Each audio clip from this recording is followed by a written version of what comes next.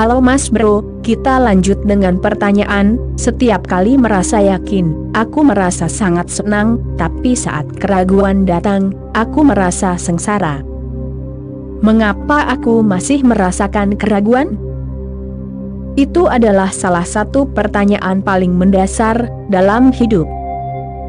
Pertanyaannya bukan hanya tentang keyakinan dan keraguan.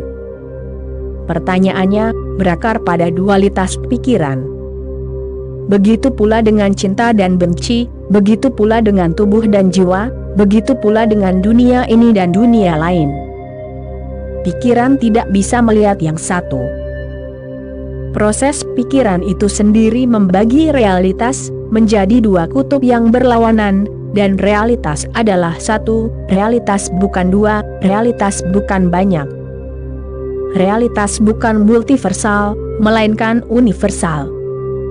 Keberadaan ini adalah satu kesatuan organik.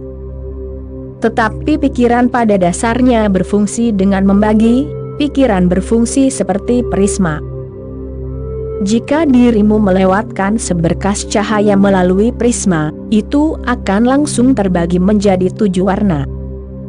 Sebelum melewati prisma, itu hanya putih bersih. Setelah melewati prisma, cahaya yang satu itu terbagi menjadi pelangi.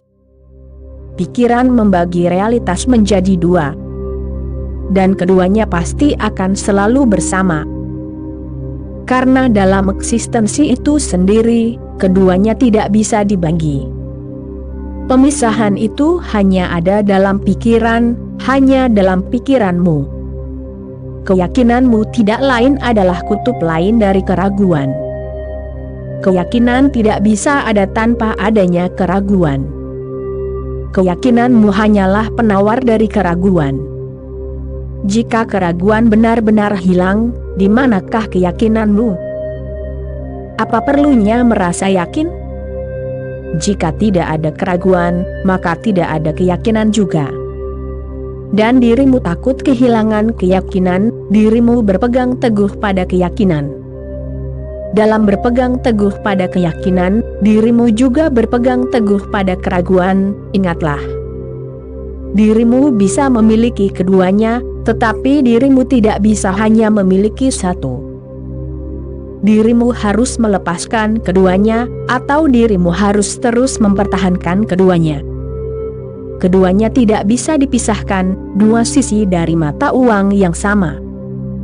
Bagaimana dirimu bisa menghindari sisi lainnya? Sisi lainnya akan selalu ada. Dirimu mungkin tidak melihatnya, itu tidak membuat perbedaan. Namun cepat atau lambat dirimu pasti melihatnya. Bagian lain dari pikiran adalah, ia akan segera bosan dengan apapun. Jadi jika dirimu sedang dalam keadaan yakin, lama-kelamaan ia akan bosan. Ya, itu indah, tetapi hanya pada awalnya. Tak lama kemudian pikiran mulai mendambakan sesuatu yang baru, sesuatu yang berbeda, perubahan. Lalu muncullah keraguan, dan keraguan itu menyakitkan. Sekali lagi dirimu mulai bergerak menuju ke keyakinan. Dan keyakinan menjadi membosankan, dan dirimu harus jatuh ke dalam perangkap keraguan. Seseorang terus berjalan seperti pendulum, kanan, kiri, seseorang terus bergerak. Dirimu harus memahami bahwa ada keyakinan yang sama sekali berbeda dari apa yang selama ini dirimu ketahui sebagai keyakinan. Buddha berbicara tentang keyakinan itu. Perbedaannya sangat halus dan peka, karena kedua kata itu sama. Buddha harus menggunakan bahasa yang dirimu gunakan. Buddha tidak bisa menciptakan bahasa baru. Itu akan sia-sia, karena dirimu tidak akan memahaminya. Buddha tidak bisa terus menggunakan bahasamu, dalam pengertian yang sama seperti dirimu menggunakannya. Karena dengan begitu, itu juga akan sia-sia, Buddha tidak akan bisa mengungkapkan pengalamannya, yang berada di luar bahasamu. Jadi Buddha harus menemukan titik tengah. Buddha harus menggunakan bahasamu, kata-katamu, dengan makna baru. Kompromi itu pasti ada di sana. Semua Buddha harus melakukan itu. Buddha menggunakan kata-katamu dengan makna miliknya. Oleh karena itu, berhati-hatilah ketika Buddha mengatakan keyakinan, apa yang dia maksud sama sekali berbeda dari apa yang dirimu maksud ketika dirimu menggunakan kata yang sama. Ketika Buddha mengatakan keyakinan, yang dia maksud adalah tidak adanya dualitas dari keraguan dan keyakinan. Ketika dia mengatakan cinta, yang dia maksud adalah tidak adanya dualitas dari cinta dan benci. Jika dirimu menggunakan kata yakin, itu berarti sisi lain dari keraguan. Bila dirimu menggunakan cinta, itu berarti sisi lain dari kebencian. Namun, dirimu akan terperangkap dalam dualitas, dalam ikatan ganda. Dan dirimu akan terhimpit di antara keduanya. Seluruh hidupmu akan menjadi hidup yang penuh penderitaan. Dirimu tahu bahwa keyakinan itu indah, tetapi keraguan muncul karena keyakinanmu tidak berada di luar keraguan. Keyakinanmu melawan keraguan, bukan di luar keraguan. Keyakinan Buddha adalah transendensi, keyakinan itu di luar keraguan. Namun, untuk berada di luar keraguan, dirimu harus ingat, keduanya harus ditinggalkan. Dirimu tidak bisa memilih, keyakinanmu adalah pilihan melawan keraguan, keyakinan Buddha adalah kesadaran tanpa pilihan. Sebenarnya, Buddha tidak boleh menggunakan kata keyakinan, itu membingungkanmu. Namun, apa yang harus dilakukan? Kata lain apa yang harus digunakan untuk itu? Semua kata akan membingungkanmu. Buddha seharusnya tidak berbicara dengan sungguh-sungguh, tetapi dirimu juga tidak akan bisa memahami keheningan itu. Buddha berbicara untuk membantumu agar diam.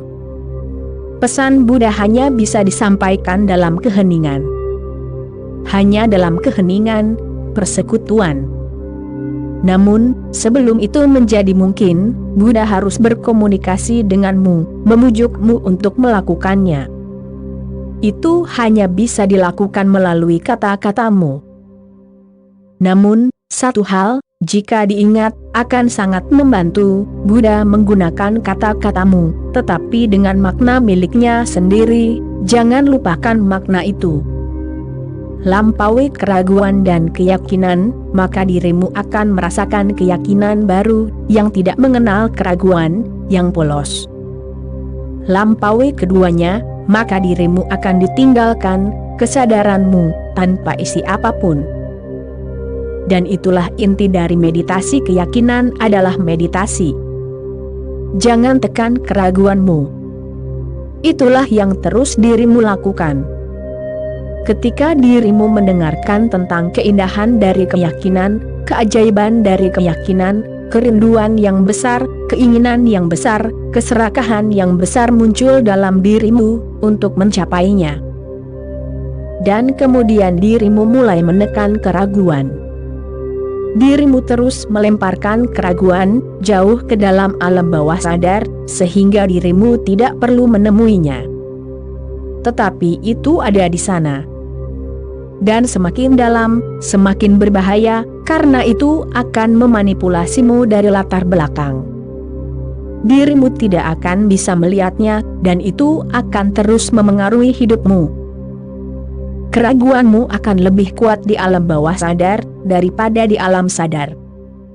Oleh karena itu, aku katakan lebih baik menjadi seorang yang ragu, lebih baik menjadi skeptis secara sadar, daripada menjadi orang yakin dan tanpa sadar tetap menjadi orang yang ragu. Semua orang yang yakin itu ragu. Oleh karena itu, mereka sangat takut kehilangan keyakinan mereka. Keyakinan mereka buruk, keyakinan mereka tidak berdaya. Umat Hindu takut membaca kitab suci umat Buddha. Umat Buddha takut membaca kitab suci umat Kristen. Umat Kristen takut membaca kitab suci agama lain. Ateis takut mendengarkan mistikus, teis takut mendengarkan ateis. Dari mana semua ketakutan ini berasal? Bukan dari yang lain, ketakutan itu berasal dari alam bawah sadarmu.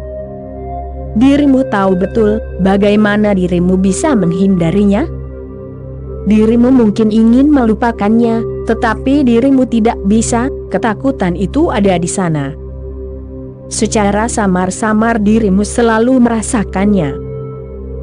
Keraguan itu ada di sana, dan siapapun bisa memprovokasinya. Keraguan itu mungkin telah tertidur, keraguan itu bisa menjadi aktif kembali. Oleh karena itu ada rasa takut untuk mendengarkan sesuatu yang bertentangan dengan keyakinanmu. Semua orang yang yakin, hidup dengan mata tertutup, dan telinga tertutup, dan hati tertutup. Mereka harus melakukannya, karena saat mereka membuka mata, ada rasa takut. Siapa yang tahu apa yang akan mereka lihat? Ketakutan itu bisa memengaruhi keyakinan mereka. Mereka tidak bisa mendengarkan, mereka tidak mampu mendengarkan. Karena sesuatu bisa masuk jauh ke dalam alam bawah sadar, dan alam bawah sadar itu bisa tergerak. Dan dengan susah payah mereka mampu mengendalikannya. Namun, keraguan yang terkendali ini, keraguan yang ditekan ini, akan membalas dendam. Cepat atau lambat akan membalas dendam. Ia akan menunggu kesempatan untuk menegaskan dirinya sendiri. Dan ia tumbuh semakin kuat di dalam dirimu. Segera ia akan menyingkirkan sistem keyakinan sadarmu.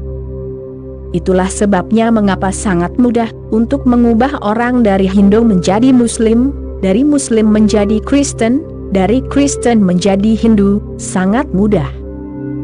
Sebelum revolusi Rusia, hanya 60 tahun yang lalu, seluruh Rusia religius, bahkan merupakan salah satu negara paling religius.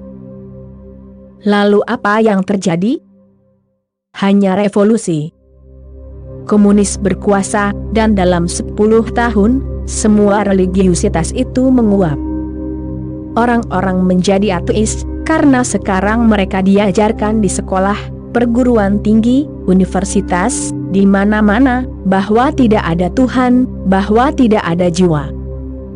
Mereka dulu yakin pada Tuhan. Sekarang mereka mulai yakin pada ketiadaan Tuhan. Dahulu mereka yakin, mereka masih yakin. Sebelumnya keraguan ditekan, sekarang keyakinan ditekan. Cepat atau lambat Rusia akan mengalami revolusi lain. Ketika keyakinan akan muncul lagi, dan keraguan akan dilemparkan kembali ke alam bawah sadar. Namun semuanya sama saja. Dirimu bergerak dalam lingkaran.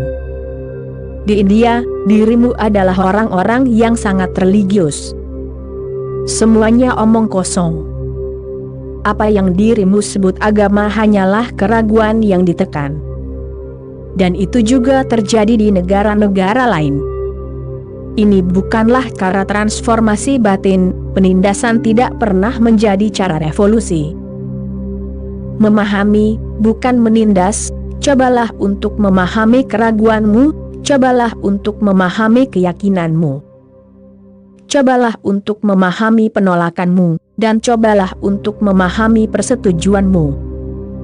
Dan kemudian dirimu akan melihat bahwa keduanya tidak terpisah. Keduanya tidak bisa dipisahkan. Apa arti dari ya, jika kata tidak menghilang dari bahasa? Apa arti dari tidak, jika dirimu tidak tahu apapun tentang ya?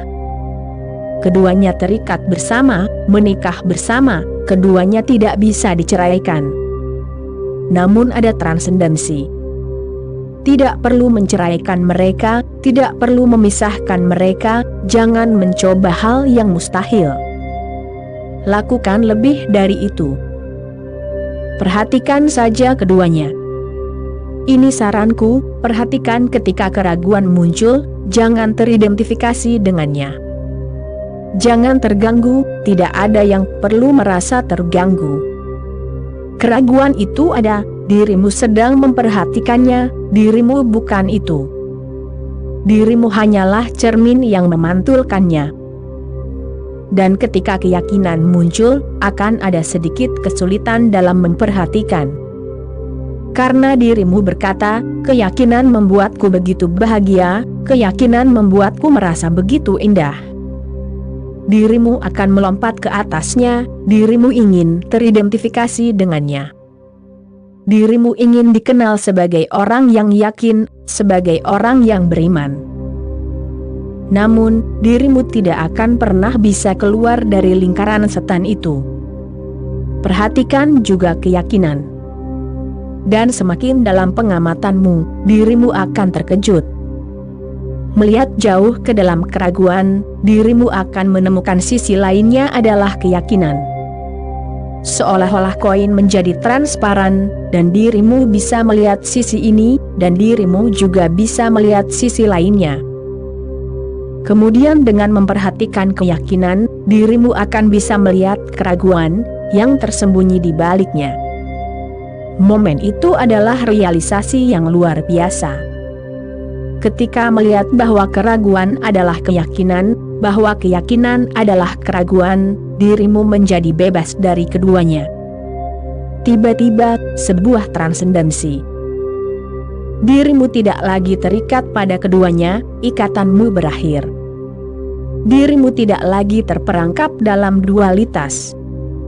Dan ketika dirimu tidak lagi terperangkap dalam dualitas, dirimu sama sekali bukan bagian dari pikiran, pikiran tertinggal jauh di belakang. Dirimu hanyalah kesadaran murni. Dan untuk mengetahui kesadaran murni, berarti mengetahui keindahan sejati, berkah sejati. Jika dirimu ingin menyebut keadaan itu keyakinan, maka dirimu akan mengerti bahasaku. Aku menyebut keadaan itu keyakinan yang tidak mengenal keraguan, bahkan bayangan keraguan pun tidak. Namun tentu saja aku menggunakan bahasa dengan cara yang tidak akan disetujui oleh ahli bahasa manapun. Namun, memang seperti itu adanya. Seorang mistikus memiliki sesuatu untuk dikatakan kepada dirimu yang tidak bisa dikatakan. Dan seorang mistikus harus menyampaikan sesuatu yang tidak bisa disampaikan kepada dirimu. Masalah bagi seorang mistikus adalah apa yang harus dilakukan.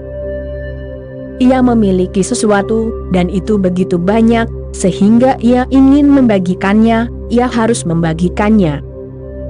Berbagi tidak bisa dihindari.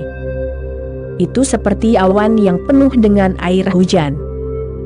Ia harus turun menjadi hujan. Itu seperti bunga yang penuh dengan keharuman, keharumannya harus dilepaskan ke angin. Itu seperti lampu di malam yang gelap, cahayanya harus mengusir kegelapan. Setiap kali seseorang menjadi tercerahkan, ia menjadi awan yang penuh dengan air hujan. Buddha telah menyebut orang yang tercerahkan sebagai orang yang telah mencapai Megha Samadhi. Megha berarti awan, Samadhi berarti kesadaran tertinggi. Megha Samadhi berarti orang yang telah mencapai awan kesadaran tertinggi. Mengapa ia menggunakan kata awan? Karena kebutuhan intrinsik untuk mencurahkan. Seseorang yang tercerahkan menjadi bunga yang telah mekar. Para mistikus di timur menyebut pembukaan hatimu, keberadaanmu, kesadaranmu sebagai sahasrar, teratai berkelopak seribu. Ketika teratai berkelopak seribu ini mekar, bagaimana dirimu bisa menghindari berbagai aromamu? Itu alami, spontan, itu mulai menyebar ke angin. Seorang Buddha adalah seseorang yang hatinya penuh dengan cahaya. Seorang Buddha adalah orang yang telah menjadi api, api abadi yang tidak bisa dipadamkan. Sekarang ia harus menghilangkan kegelapan. Tetapi masalahnya adalah bagaimana cara menyampaikan pesan. Dirimu memiliki bahasa yang didasarkan pada dualitas, sedangkan dia memiliki pengalaman yang berakar pada non-dualitas. Dirimu berada di bumi, dia berada di langit. Jaraknya tak terbatas tetapi harus dijembatani. Dan dirimu tidak bisa menjembataninya, hanya seorang Buddha yang bisa menjembataninya. Dirimu tidak tahu apa-apa tentang langit. Dirimu tidak tahu apa-apa tentang pengalaman yang tak terungkapkan itu, pengalaman yang tak terlukiskan itu. Tetapi dia tahu keduanya. Dia tahu kegelapanmu, karena dia sendiri pernah hidup dalam kegelapan itu. Dia tahu kesengsaraanmu, karena dia telah melewatinya, dan sekarang dia tahu kebahagiaan dari pencapaian tertinggi.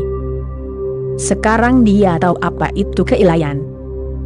Hanya dia yang bisa menjembatani, hanya dia yang bisa menciptakan beberapa hubungan antara dirimu dan dirinya. Bahasa adalah hubungan terpenting antara manusia dan Sang Buddha. Faktanya, bahasa adalah karakteristik manusia yang paling khas. Tidak ada hewan lain yang menggunakan bahasa. Manusia adalah manusia karena bahasa. Oleh karena itu, bahasa tidak bisa dihindari, bahasa harus digunakan. Tetapi bahasa harus digunakan sedemikian rupa, sehingga dirimu terus-menerus diingatkan bahwa bahasa harus ditinggalkan, dan semakin cepat semakin baik. Singkirkan keraguan dan keyakinan, keyakinan dan ketidakyakinan, skeptisisme dan iman, singkirkan keduanya. Dan kemudian lihat sesuatu yang baru muncul dalam dirimu, yang bukan keyakinan dalam pengertian lama, karena tidak ada keraguan di dalamnya. Yang merupakan keyakinan dalam arti yang sama sekali baru, dengan tekstur yang sama sekali baru. Itulah yang aku bicarakan, itulah yang aku sebut keyakinan, keyakinan yang melampaui keraguan dan keyakinanmu, melampaui keduanya, apapun yang telah dirimu ketahui hingga saat ini. Ada cahaya yang bukan kegelapan ataupun cahayamu. Dan ada kesadaran yang bukan alam bawah sadar, ataupun alam sadarmu. Apa yang disebut Sigmund Freud dan Carl Gustav Jung sebagai alam sadar, alam bawah sadar, adalah bagian dari pikiranmu. Ketika Buddha berbicara tentang kesadaran, ia tidak berbicara dalam pengertian yang sama dengan Freud dan Jung. Kesadarannya adalah kesadaran yang menyaksikan alam sadar Freud dan alam bawah sadar Freud. Belajarlah untuk semakin menjadi saksi, ciptakan lebih banyak kewaspadaan. Biarkan setiap tindakan, setiap pemikiran, terlihat. Jangan teridentifikasi dengannya, tetaplah menyendiri, jauh, terpisah, pengamat di perbukitan. Kemudian suatu hari, dirimu akan dihujani dengan kebahagiaan tak terbatas. Oke Mas Bro, itulah kutipan kali ini, kita sambung lagi nanti. Terima kasih.